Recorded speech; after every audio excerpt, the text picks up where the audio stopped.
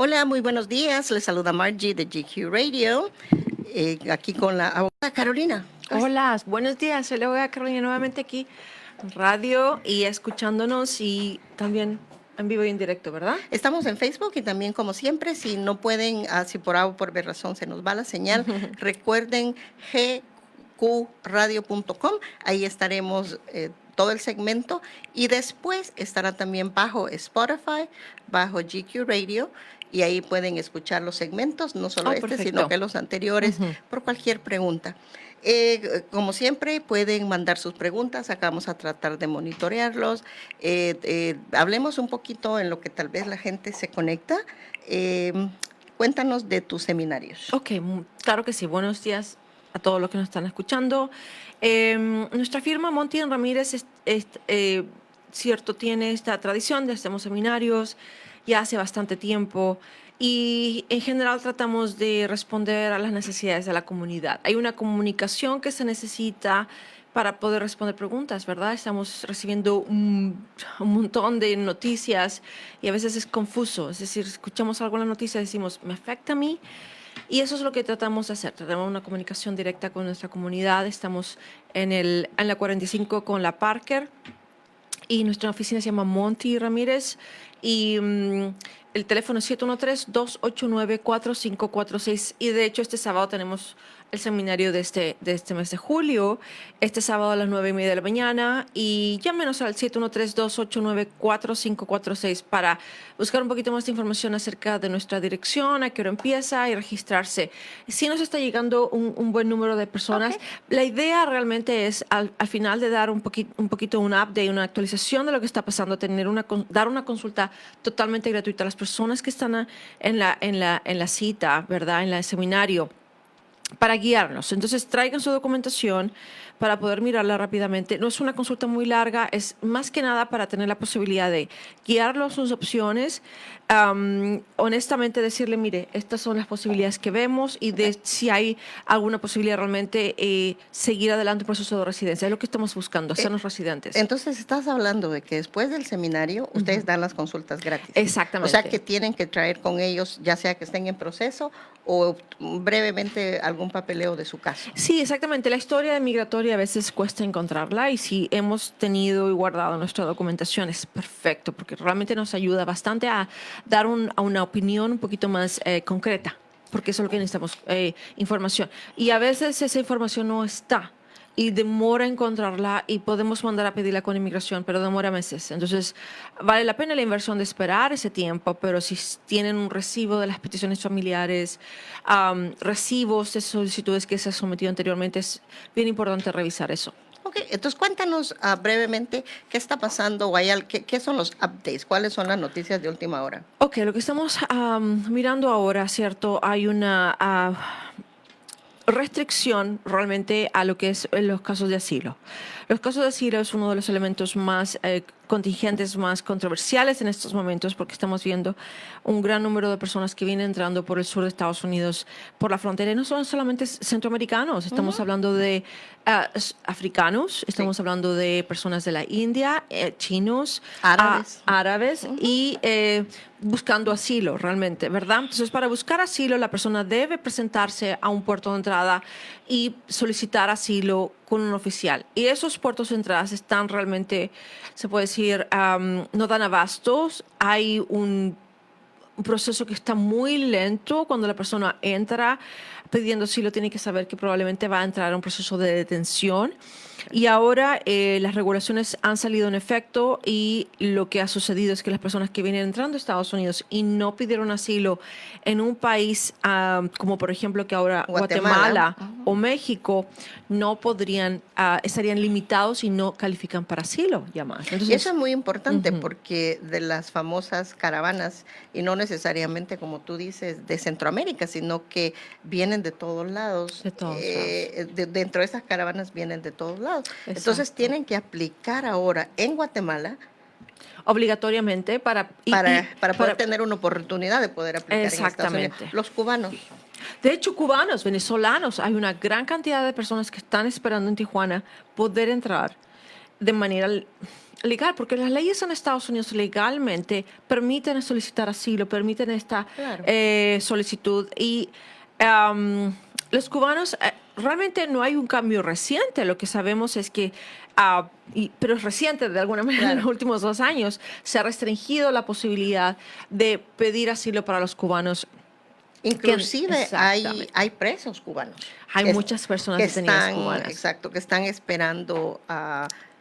su cita de asilo, pasar la entrevista de temor creíble.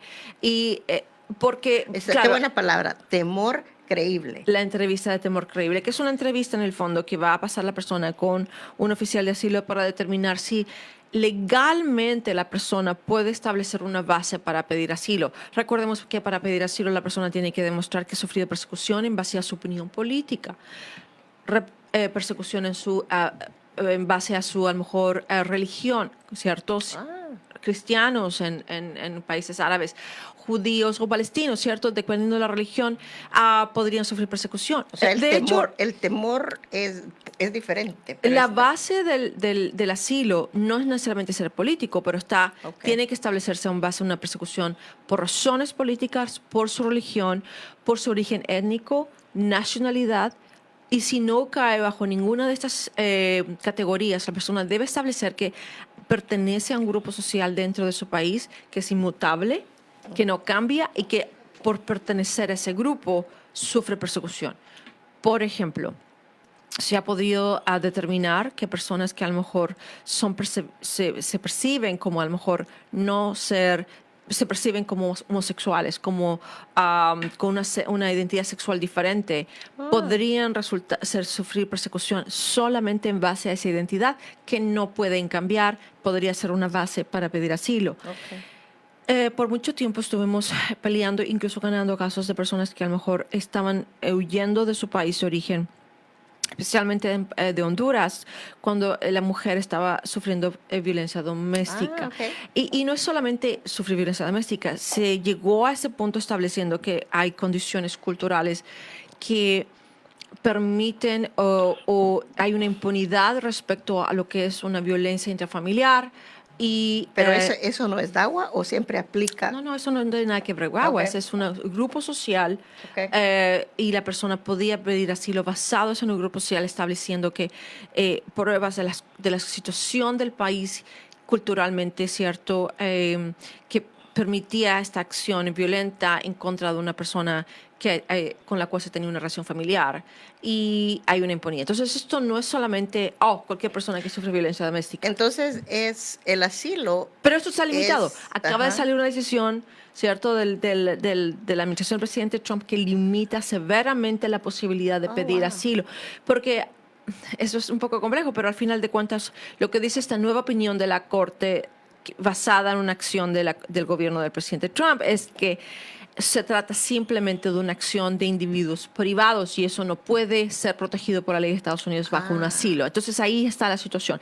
¿Es una acción gubernamental o es simplemente una acción privada que aquí en teoría a lo mejor también sucede en Estados Unidos? Pero la diferencia más grande es que estamos hablando de una situación cultural, elementos estructurales en todo el país que a lo mejor hacen una gran diferencia. Entonces es ahí donde estamos viendo limitaciones a los casos de asilo. O sea, por eso es de que se tarda para poder establecer todo eso. Los casos son negados. Y encima de que hay bastante gente. O realmente los casos son negados. Hablemos un poquito del TPS, que ayer escuché o vi una noticia que decía de que muchas de estas personas del TPS tienen que salir del país. Interesante. Lo que pasa es que nadie tiene que salir de Estados Unidos. Entonces, la pregunta es, ¿puede una persona que tiene TPS, por ejemplo, supongamos, una persona que entró a Estados Unidos de manera indocumentada en el año 98, luego aplica en el año 2000 al TPS de Salvador. Ahora tiene una hija, un hijo de 21 años. ¿Puede aplicar la residencia? Entonces tenemos una persona que entró indocumentada inicialmente. Bajo las leyes de Estados Unidos, si una persona entró indocumentada inicialmente no puede regresar a Estados Unidos, tiene que salir de Estados Unidos. Ahora, ¿las personas que tienen TPS pueden salir de Estados Unidos? Sí, pidiendo un permiso de viaje. Si la persona sale de Estados Unidos y vuelve a entrar con un permiso de viaje y tiene un hijo mayor de 21 años, ¿puede regresar a Estados Unidos? Sí, porque ahora tiene una entrada legal. Ah, ok. Ok, pero entonces la clave es poder revisar su caso para asegurarse que no haya tenido una detención a la entrada durante su proceso que le resultó en una orden de deportación a la persona. Ya. Y entonces, ¿cuál es lo nuevo del TPS? Lo nuevo del TPS, hay muchas, en realidad, hablando de la residencia, Ujú. en el 9º circuito y en el 6º circuito, que es, por ejemplo, California y Washington, ¿ok? Las personas que aplicaron para el TPS y que se admitieron esas personas como TPS, y aunque hayan entrado indocumentados, y aunque no hayan salido de Estados Unidos, ¿podrían aplicar a residencia? Sí. Ah, mira. ¿Por qué? Porque se considera técnicamente que cuando fueron admitidos con TPS, eso resultó en una admisión legal que permite ajustar el estatus a residencia si se tiene una persona que lo puede solicitar de manera inmediata mientras el TPS esté vigente, pero eso no, lamentablemente no es la ley aquí en Texas porque estamos bajo el 5º circuito. Eso te iba a hablar porque exactamente estaban hablando de los distritos, circuitos, o qué somos en Texas. Nosotros estamos bajo el 5º circuito, que que es el circuito, en el fondo es una corte de apelaciones que tiene jurisdicción sobre Texas y Luisiana y otros estados, que no puedo recordar cuál es el otro estado, pero entonces los estados están divididos en Entonces, es más distrito. fácil arreglar en diferentes estados. Es diferentes interpretaciones de la ley que son más favorables en otros distritos, en otros circuitos. ¿California? California es el circuito más favorable pro inmigrante. El 5º circuito es el más conservador, Claro. que restringe los derechos de los inmigrantes de manera más seria. Ok, mira. Hablemos, íbamos a hablar este día, señores, de las diferentes visas, pero pues el tiempo creo que se nos fue en los updates, pero vamos a hablar un poquito qué hacen los consulados. ¿Cómo se envuelven los consulados para ayudarnos a nosotros? Ok, perfecto. Entonces, los consulados recordemos que cuando nosotros vamos a un consulado de un país extranjero aquí en Estados Unidos, eso significa que yo realmente estoy entrando en el territorio, ¿cierto?, de El Salvador, de Nicaragua, México. de Honduras, de México, dentro. Entonces, es una representación extranjera dentro de Estados Unidos. Entonces, en teoría, todos los servicios que podría obtener en mi país de origen, podría obtenerlos a través de mi consulado, como si estuviera en mi país de origen, incluyendo actas de nacimiento, pasaportes. Y lo que están haciendo los consulados, ciertos consulados aquí en Estados Unidos, es tratando de responder a necesidades que son diferentes de personas que están aquí en Estados Unidos, a lo mejor de manera indocumentada. Y, por ejemplo, el Consulado de México hace ya bastante tiempo emite lo que significa una tarjeta consular, ¿cierto? Que es una identificación, que no es un pasaporte, pero lo que ha hecho el Consulado de México es tratar de trabajar con las autoridades locales para que las autoridades locales consideren esa identificación como una identificación que no puede ser sujeta a fraude. Entonces, recordemos que en el estado de Texas, por ejemplo, es un delito no identificarse. Entonces, si yo no puedo obtener una licencia de conducir, pero tengo una tarjeta consular de México, realmente lo que tiene que hacer el policía es considerar ese documento que es legítimo, ¿verdad? Claro. Entonces, de hecho, cuando uno mira esa tarjeta consular de México, hay una serie de elementos de seguridad de esa tarjeta para que no pueda ser fraudulenta. Claro. Entonces, es una cuestión de si yo soy yo, cómo pruebo que soy yo y que el policía, el sheriff, puedan confiar en que ese documento es legítimo. Entonces, es un ejemplo, ¿verdad? Ahora, por ejemplo, estamos trabajando muy de cerca con el Consulado de México, nuestra firma, tratando de apoyar a las ciudades de México con sus necesidades. Entonces, por ejemplo, si mi cliente necesita un pasaporte urgente, muchas veces los jovencitos que llegan a Estados Unidos muy pequeños llegan sin documentos. Me he encontrado con personas que no tienen un acta de nacimiento,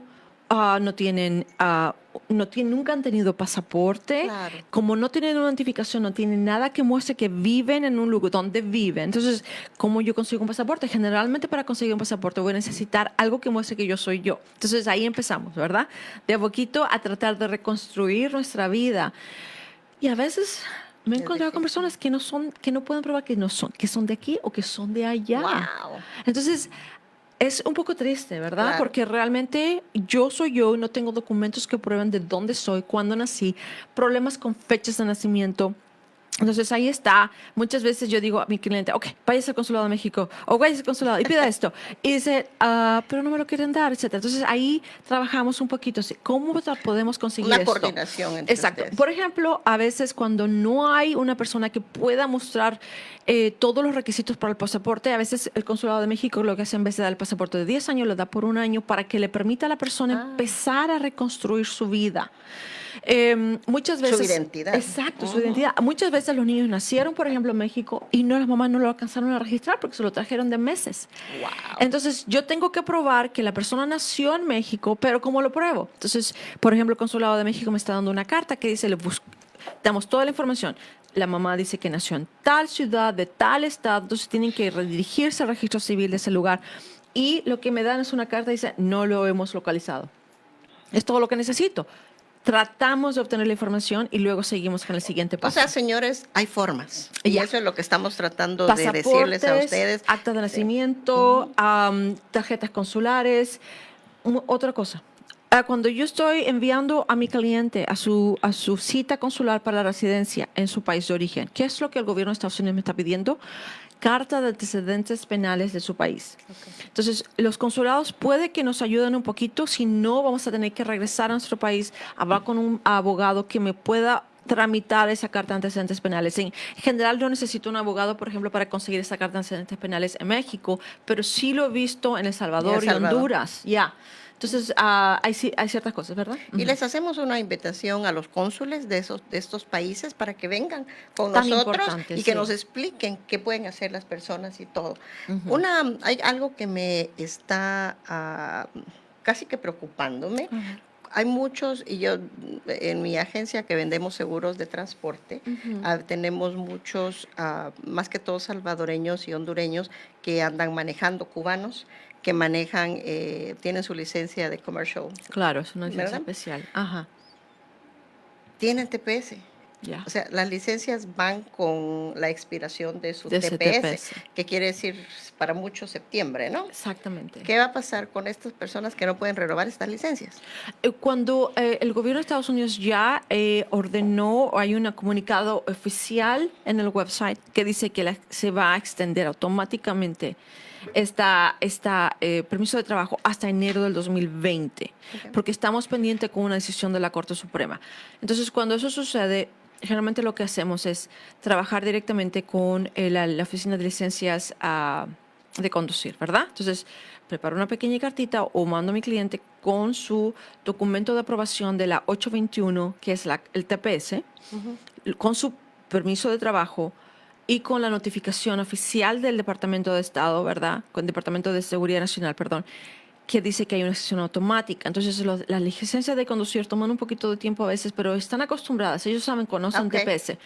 Y proveen una extensión de la licencia de conducir por el tiempo por el tiempo en el fondo que no tenemos una extensión técnicamente hablando ya. Bueno, pues esa es muy buena información porque muchos de mis clientes me preguntaban, me voy a quedar sin trabajo porque, no, es horrible. O si para el policía no le puedo mostrar esta licencia vencida, y siendo los que tienen esta licencia comercial están sujetos a muchos reglas. Requisitos, es súper estricto. Así es que está bien. Carolina, creo que volvamos a repetir, Monty Ramírez, la firma donde está ella, seminario el sábado, y también dan clases de ciudadanía sí, los sábados, y tenemos libritos aquí, unos booklets, aquí está. Estos booklets que son muy interesantes, yo las estuve viendo ayer y estaba es como una historia de caricaturas. Sí, en caricaturas pueden aprender y pasar ese examen de ciudadanía. Que no es tan difícil y esto lo hace un poquito más fácil. Sí, más fácil de leerlo, más fácil de aprenderlo. Está en español y en inglés. Y lo tienen en las oficinas de Monty Ramírez o acá en nuestra oficina tenemos acá también, si gustan pasar a recoger cualquier pregunta que tengan, cualquier duda, contáctenos o directo a ellos o a través de nosotros. Perfecto. Muchas gracias por estar con nosotros. Carolina, espero que te llegue toda esta gente el sábado. Vamos a ver. Recuérdense que vayan al seminario y después tienen su consulta gratis. Así es que no les está costando nada, ¿eh? No. Buen día, que la pasen bien. Buen día. Where's Marcelo? Se nos pasó la hora.